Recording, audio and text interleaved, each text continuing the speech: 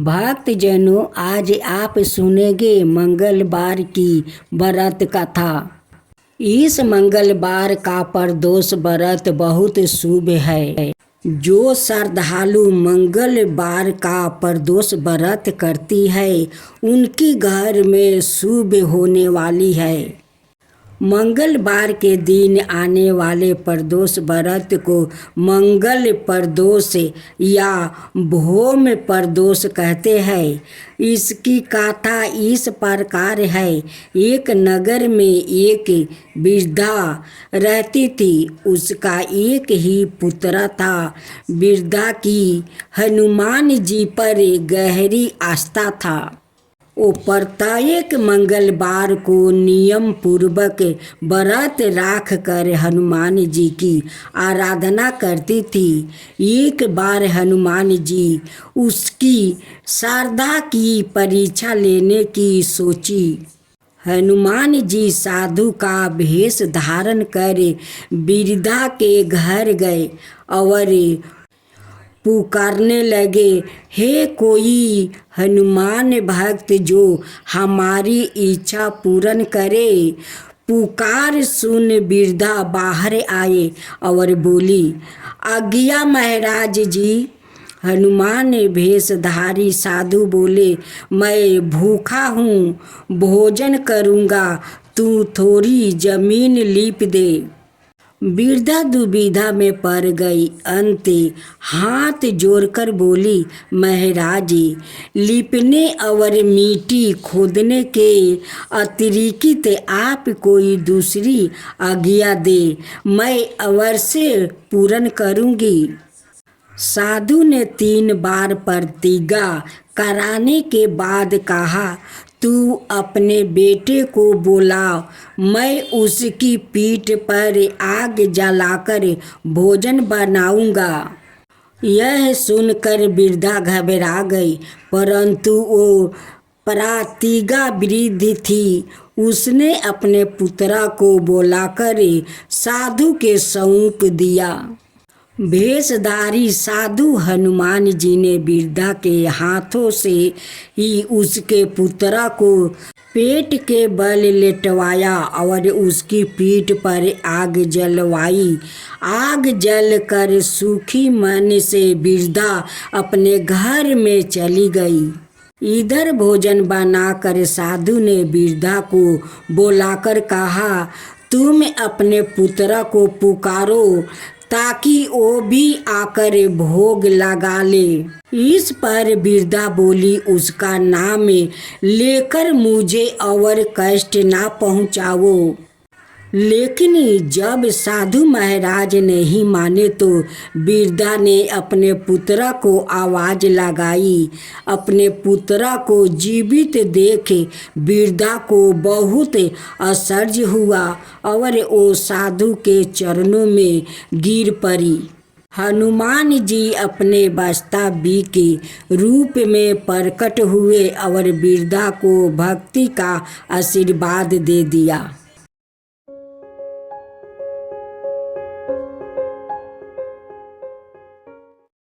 भक्तजनों, आज आप सुनेंगे ब्राह्मण पुत्री और सोना धोबिन की व्रत कथा। एक गरीब परिवार था। उस परिवार में पति पत्नी के अलावा एक पुत्री भी थी।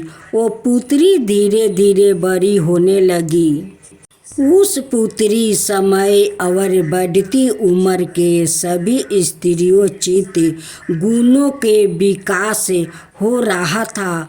वो लड़की सुंदर, संस्कारवान और गुणवान थी, किंतु गरीब होने के कारण उसका विवाह नहीं हो पा रहा था। एक दिन उस ब्राह्मण के घर एक साधु महाराज पधारे। वो उस कन्या के सेवा भाव से काफ़ी प्रसन्न हुए। कन्या को लंबी आयु का आशीर्वाद देते हुए साधु ने कहा, इस कन्या के हथेली में विवाह योग्य रेखा नहीं है। तब ब्राह्मण चंपित ने साधु से उपाय पूछा कि कन्या ऐसा क्या करे कि उसके हाथ में विवाह योग्य बन जाए।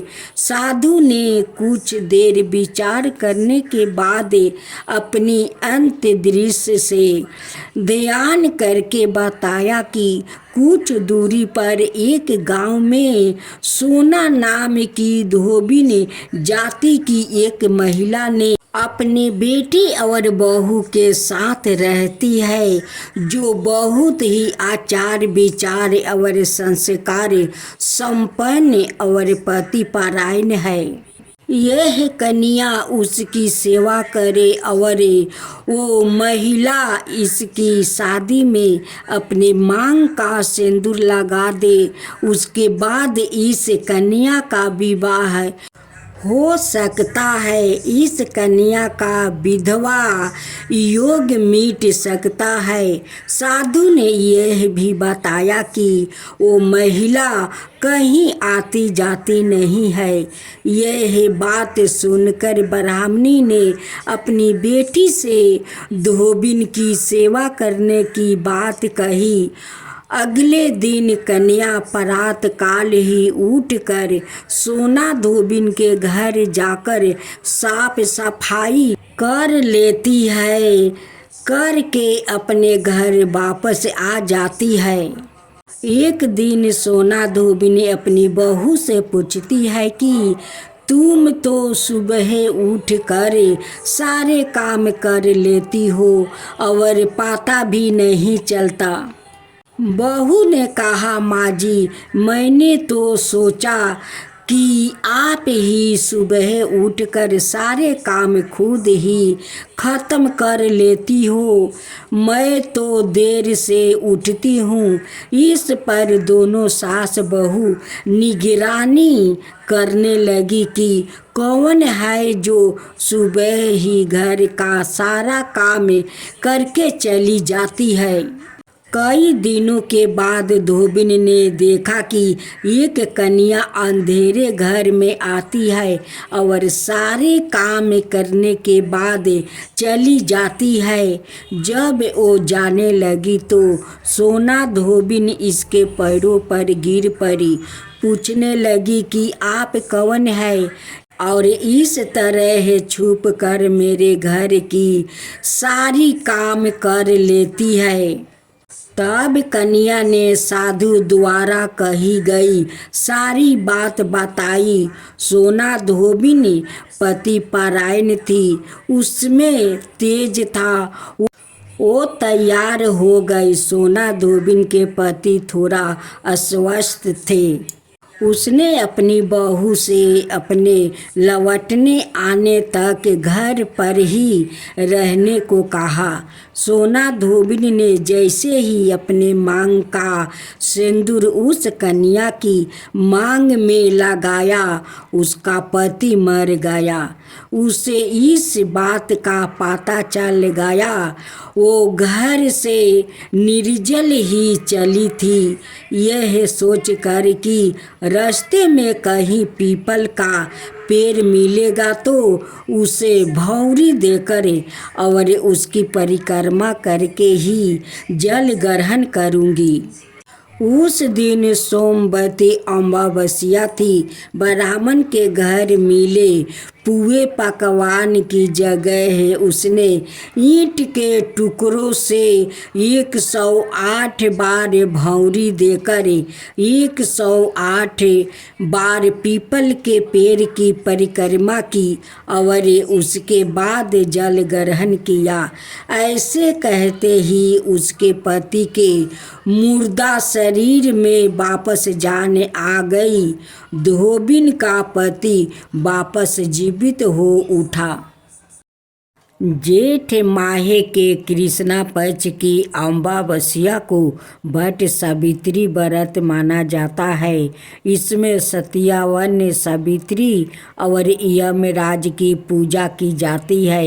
यह व्रत रखने वाली महिलाओं का सुहाग अटल रहता है। ऐसी मान्यता है कि सावित्री ने इसी व्रत के प्रभाव से अपने मृत्यु पति सत्यावन को धर्मराज से भी जीत लिया था। इस व्रत के 3 दिन पूर्व एक लकड़ी के पाट पर लाल कपड़ा बिछाकर प्रतीक रूप में शुद्ध मिट्टी से सावित्री सत्यावन और भैंसे पर सवार यमराज की प्रतिमा बनाकर स्थापित करे। व्रत के दिन प्रातः काल वट वृक्ष की एक डाल लाकर किसी मिट्टी के गमले में लगाए और पूजन जल चंदन रोली अक्षत पुष्पा फूल धूप दीप आदि से करने के उपरांत सती सावित्री नाम और यम धर्मराज नाम मंत्र का जप एक माला करे। फिर कच्चे सूता यह मोली को वृक्ष की डाली में बांधे 7 फेरे लेकर सावित्री सत्यवान का कथा कहे। राजा अश्वपति के पुत्री सावित्री ने धूमसेन के पुत्र सत्यावन की कीर्ति सुनकर उन्हें पति के रूप में चुना। यह बात जब देव ऋषि नारद को गाता हुई तो वो राजा अश्वपति से बोले, राजन सत्यावन की 1 बरस के बाद मृत्यु हो जाएगी। नारद मुनि की बात से अश्वपति विचलित हो उठे। उन्होंने अपनी पुत्री सावित्री को समझाया, ऐसे अल्पाहु व्याकृत के साथ विवाह करना उचित नहीं है, इसलिए कोई दूसरा वर चुन लो। लेकिन सावित्री ने इनकार कर दिया। सावित्री का विवाह सत्यावन से हो गया। सावित्री ने नारद जी से सत्यावन की मृत्यु का समय मालूम कर लिया। जब पति की मृत्यु का दिन नजदीक आ गया तब सावित्री ने 3 दिन पूर्व से ही उपवास शुरू कर दिया। मृत्यु वाले दिन सत्यावन ने अपने समय पर लकड़ी काटने के लिए जब चला तो सावित्री भी साथ चली। जंगल में पहुँच कर लकड़ी काटते समय सत्यावन की मृत्यु हो गई। सावित्री ने उसी समय दक्षिण से भैंस पर यमराज को आते देखा। धर्मराज जब सत्यावन के प्राण लेकर चले तो सावित्री भी उनके पीछे चल दी। पहले तो यमराज ने उसे देवी विधान सुनाया, पर उसकी निष्ठा देख कर वर मांगने को कहा। सावित्री बोली, मेरे सास ससुर ने नेत्रहीन है, आप उन्हें रोशनी प्रदान करें। यमराज ने कहा, ऐसा ही होगा, अब लौट जाओ। लेकिन सावित्री नहीं लौटी। यह देख यमराज ने फिर वर मांगने को कहा। सावित्री बोली, मेरे ससुर का राज्य छीन गया है, उन्हें फिर मिल जाए। यमराज ने यह वरदान भी दिया, पर सावित्री ने पीछा नहीं छोड़ा। अंत में यमराज ने उसे पुत्र होने का वरदान दिया। इस पर सावित्री ने कहा कि बिना पति के पुत्र कैसे संभव है। अंत यमराज को सत्यवान को जीवन दान देना पड़ा। भक्तजनों, आज आप सुने अमावस्या व्रत कथा।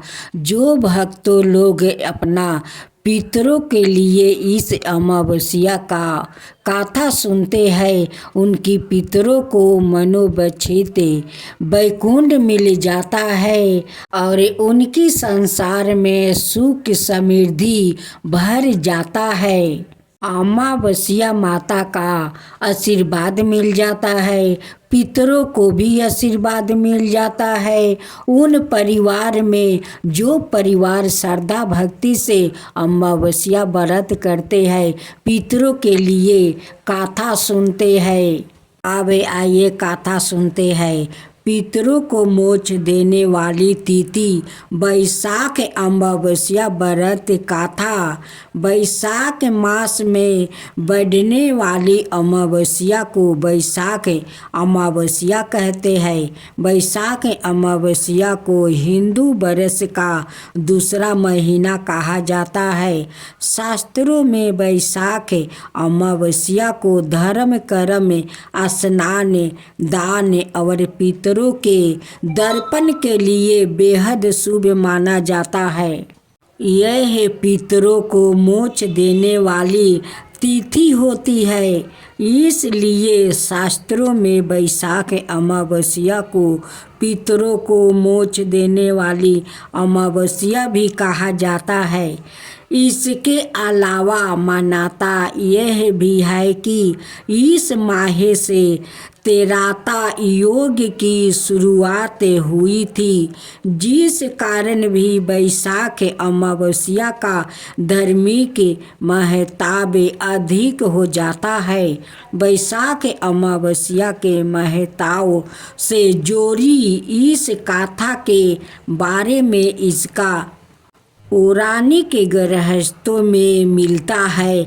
बैसाख अमावस्या की व्रत कथा बहुत समय पहले की बात है। धर्मवर्ण नाम के एक ब्राह्मण थे। वो ब्राह्मण बेहद ही धार्मिक परिविचित के थे। वो हमेशा व्रत उपवास करते रहते। वो ऋषि मुनियों का आदर करते और उससे ज्ञान ग्रहण करते। एक बार उन्होंने किसी महात्मा के मुख से सुना कि कलयुग में भगवान विष्णु के नाम के स्मरण से ज़्यादा पुण्य किसी भी कार्य में नहीं है। अन्याय योगों में जो पुण्य यज्ञ करने से प्राप्ति होता है, उससे कई अधिक पुण्य फल इस घोर कलयुग में भगवान का नाम सुमिरन करने से मिल जाता है।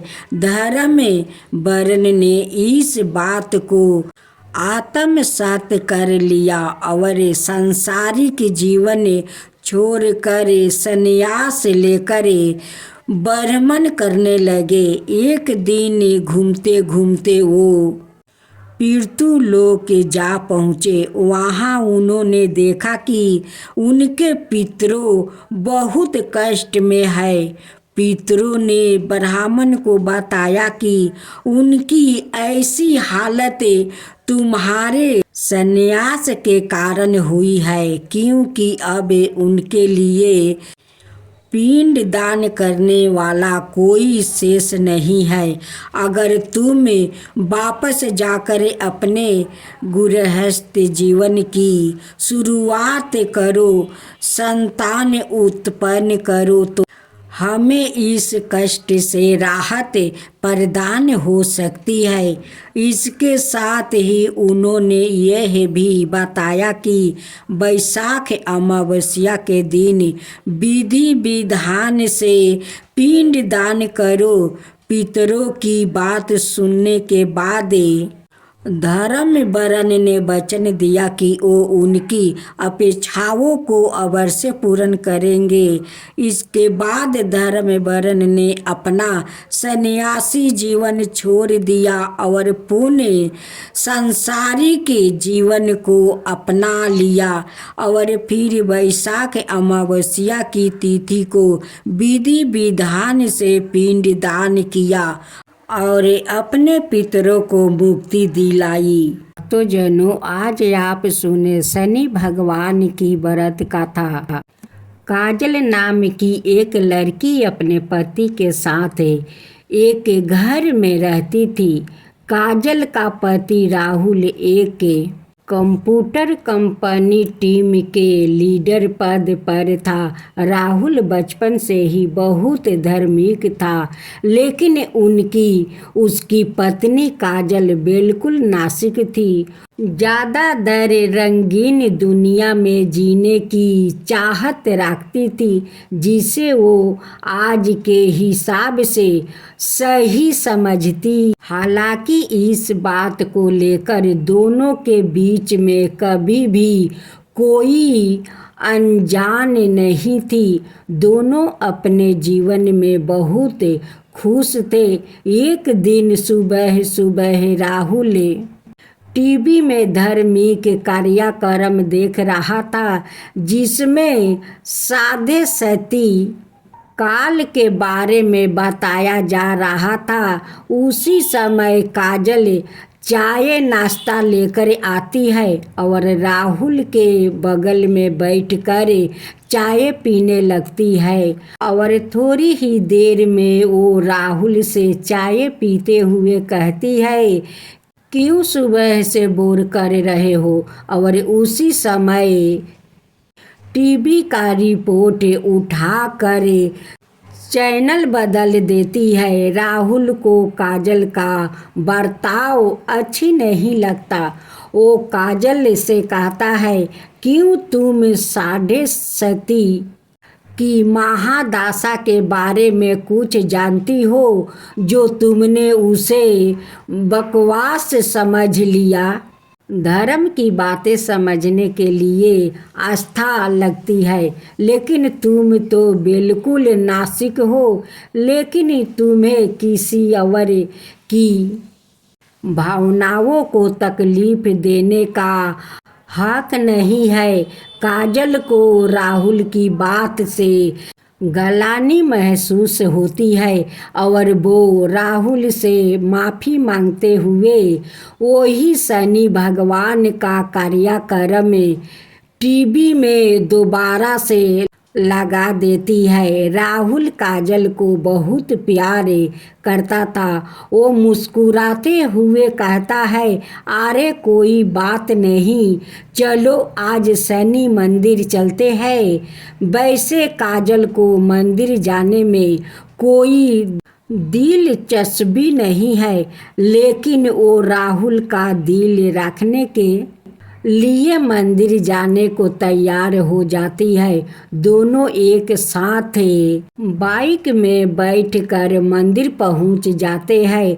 मंदिर के आसपास बहुत सी छोटी छोटी दुकानें लगी होती है। दुकानों में भक्त अपनी अपनी पसंद की चीज़ें खरीद रहे होते हैं।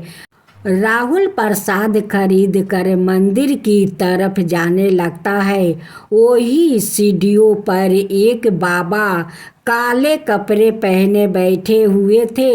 राहुल उनके कटोरे में कुछ पैसा डाल देता है और काजल के साथ मंदिर चला जाता है। मंदिर में शनि भगवान के दर्शन करने के बाद पुजारी से प्रसाद लेकर दोनों सीढ़ियों से नीचे उतरने लगते हैं और जैसे ही वो नीचे आते हैं, वही बाबा काजल को देखकर कहते हैं, बेटी अपना ध्यान रखना।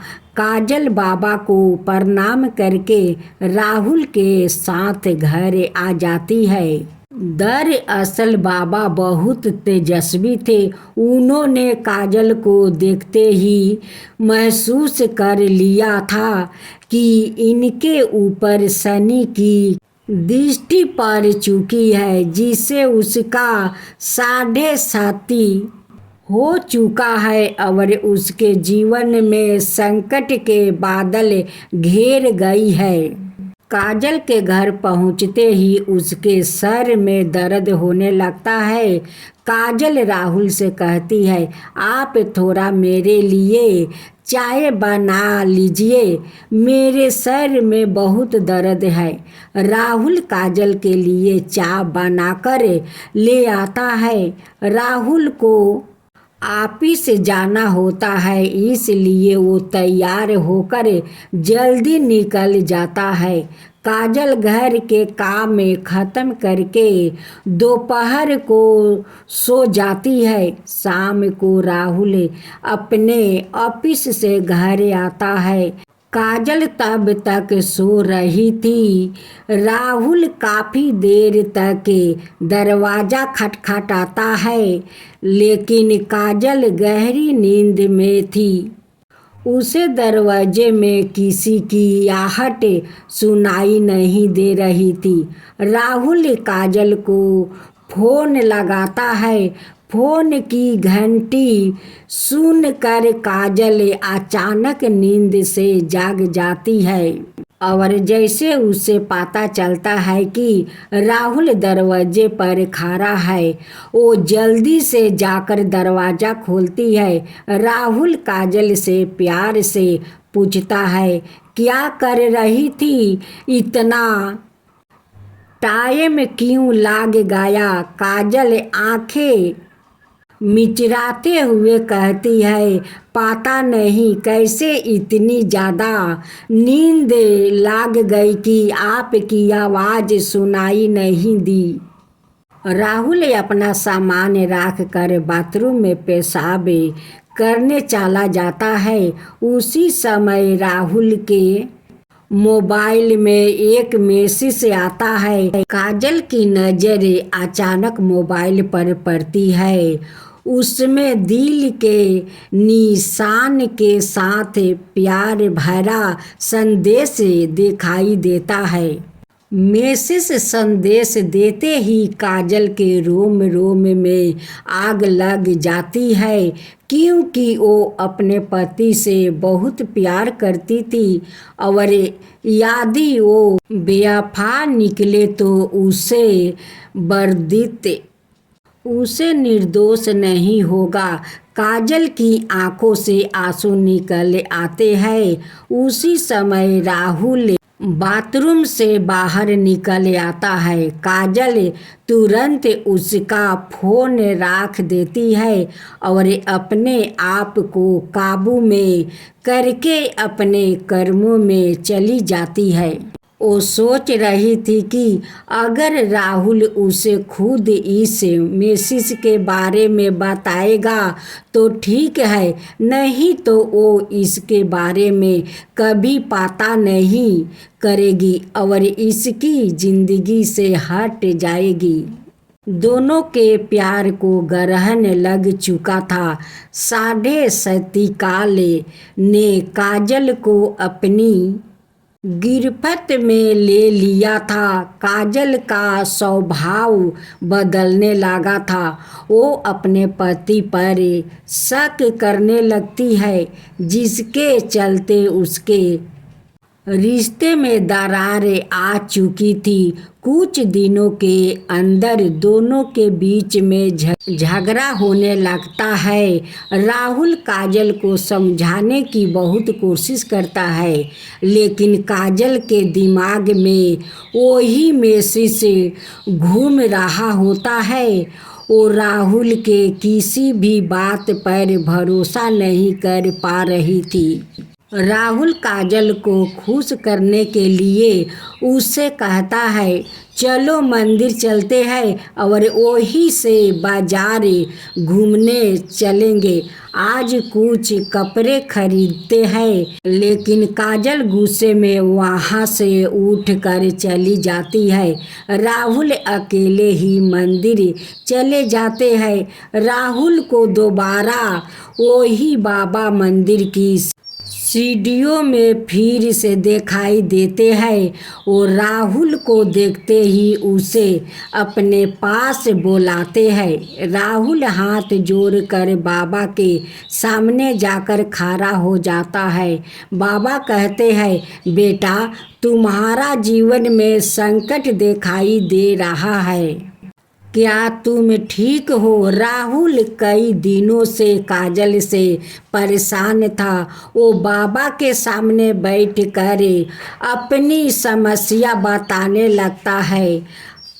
हालांकि बाबा काजल के साढ़े सती योग के बारे में पहले से परिचित थे, इसलिए वो राहुल को काजल के ऊपर आया हुआ संकट के बारे में बता देते हैं और कष्ट से मुक्ति के लिए उपाय बताते हुए कहते हैं कि तुम्हारी पत्नी को शनि भगवान की विशेष पूजा करनी होगी, जिसके बाद वो समन्वय अस्तित्व में आ जाएगी। राहुल भगवान का दर्शन करने के बाद घर पहुंचते ही काजल से कहता है, आज मंदिर में वही बाबा जी मिले थे।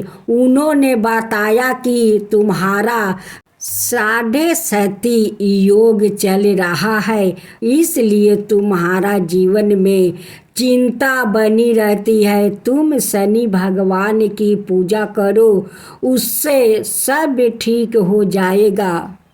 काजल अचानक राहुल से कहती है कि मेरी समस्या की वजह तो तुम हो। राहुल पूछता है, कैसे? लेकिन काजल बात को यहाँ वहाँ घुमा देती है।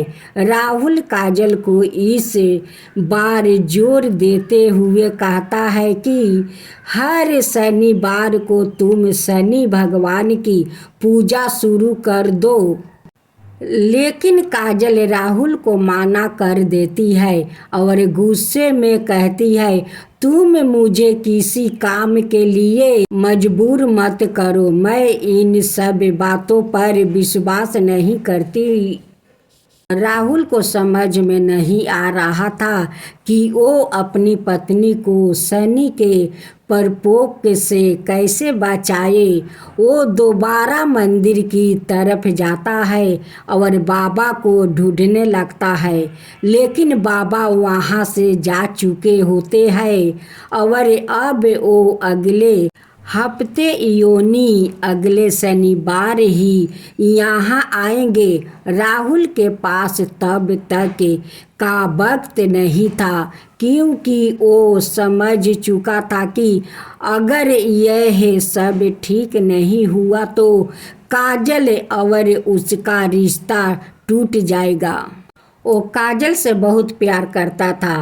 वो उसके बिना जीने की कल्पना भी नहीं कर सकता था। राहुल मंदिर में पुजारी जी से बाबा के बारे में जानकारी लेता है, लेकिन पुजारी जी को बाबा के बारे में तो कुछ पता नहीं था। वो कहते हैं, बेटा, मैं यहाँ सुबह से आता हूँ, लेकिन मैंने आज तक किसी बाबा को सीढ़ियों पर बैठे नहीं देखा।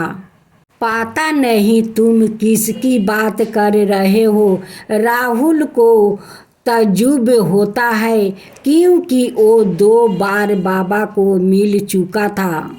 वो शनि भगवान से सामने हाथ जोड़कर कहता है, प्रभु, मुझे बाबा से मिलना है। और इतना कहते ही राहुल मंदिर से नीचे उतरने लगता है। अचानक सीढ़ियों में उसके सामने बाबा प्रकट हो जाते हैं और उसे एक शनि भगवान की मूर्ति देते हैं और कहते हैं, इसे अपने घर में रख देना और इन्हें तेल से स्नान करवाना, तुम्हारा कल्याण होगा। और इतना कहते ही बाबा अचानक राहुल के सामने से अंतर्ध्यान हो जाते हैं। राहुल को समझ जाता है यह कोई साधारण बाबा नहीं, बिल्कुल तेजस्वी आत्मा है। राहुल अपने घर पहुंचकर शनि भगवान की मूर्ति स्थापित कर देता है। राहुल जैसे ही वो मूर्ति को तेल से स्नान कराता है, काजल पीछे से आकर जोर जोर से चिल्लाने लगती है और कहती है, खुद चरित्रहीन होकर यह योग मत करो। अपनी गलती छुपाने के लिए तुम शनि भगवान का सहारा ले रहे हो। अपने आप को आईने में देखो तो पता चलेगा कि तुम कितने घटिया इंसान हो। काजल की इतनी गंदा बातें सुनते ही राहुल के पैरों तले जमीन घिसक जाती है। उसने उम्मीद भी नहीं किया कि काजल उसे कभी इस लहजे से बात करेगी। राहुल शांत स्वभाव का था। वो काजल को शांत करते हुए बुझाता है, क्या हुआ काजल, आराम से बात करो। काजल तुरंत उसका मोबाइल लाकर वही मैसेज उसके सामने रख देती है। राहुल काजल से पूछता है, यह क्या है। काजल तुरंत कहती है, तुम बताओ यह क्या है और कौन है जिसने तुम्हें यह मैसेज भेजा है। राहुल काजल की बात सुनकर मुस्कुराने लगता है और कहता है, अरे पागल, यह मैसेज उस लड़की ने मुझे नहीं भेजा था। बलीक कंपनी में काम कर रहे मेरी टीम के एक लड़के ने उस लड़की को भेजा था और उस लड़की ने मुझसे उसकी शिकायत करने के लिए वो मैसेज मुझे फरमाइश किया था। यह बात सुनते काजल का दिमाग शून्य हो जाता है। उसे कुछ समझ नहीं आता। वो जमीन पर बेसुध होकर बैठ जाती है। राहुल उसके बगल में बैठकर उसका हाथ पकड़कर पूछता है, क्या तुम इतने दिनों से इस मैसेज की वजह से मुझसे झगड़ रही हो? तुम पागल तो नहीं हो गई? एक बार मुझसे पूछ तो लिया होता। मैं तुम्हारे अलावा किसी और लड़की के बारे में सोच भी नहीं सकता। काजल जोर जोर से रोने लगती है और राहुल के गले लग जाती है। अनजाने में ही सही, लेकिन शनि भगवान की कृपा से काजल को 7.5 योग से छुटकारा मिल जाता है। दोनों के जीवन में फिर से खुशियाँ आ जाता है। शनि भगवान के विराजमान होते ही दोनों के बीच झगड़े की वजह ही समाप्त हो चुकी थी और उनके जीवन में खुशियों ने फिर से दस्तक देना शुरू कर दिया और दोनों के जीवन के कष्टों की समाप्ति के साथ ही धर्म की यह गाथा समाप्त भी हो जाती है।